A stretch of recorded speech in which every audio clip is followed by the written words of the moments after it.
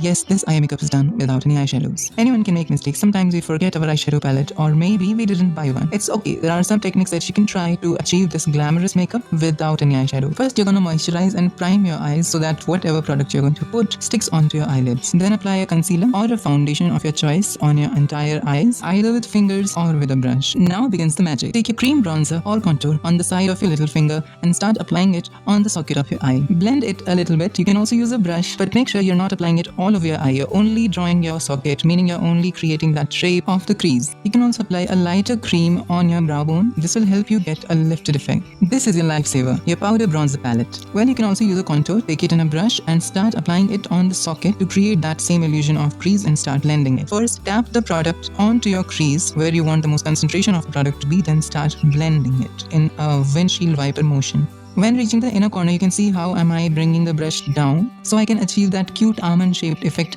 Plus my brow ridge is very high and my eyes seem very deep in my skull. That's why I'm refraining from applying this dark color around the nose or really high in the inner corners because it will make them look even more sunken in. You can apply the same bronzer at the outer corner to create that illusion of lifted and cat eye effect. If you want more depth, you can also take a mascara with a thin blending brush and start applying it on the socket and also creating that cat eye effect at the outer corner. I will suggest you to do it on your creams instead of on your powders because it will blend with your creams but it will not even apply on powders. So you will have a hard time blending it. Try it on cream product and you will fall in love with how multitasking these mascaras can be. Finally, after a lot of hard work, I succeeded in applying this mascara on powders. Now I will take the brush again to blend all the powders together so that there are no harsh lines. Now I'm taking the highlighter from my palette. This highlighter has a lot of shimmer in it and I'm only applying it to the inner corner of my eye. You can also use your fingers to apply it. This will give you a really beautiful results. Well, you can get away with highlighters on half of your lid or inner third of your lid or 2/3 of your lids. But here I wanted something extra, so I'm going to take my pink magenta colored lipstick. Take it with a separate brush. My brush is clean, that's why I'm touching the applicator. Otherwise,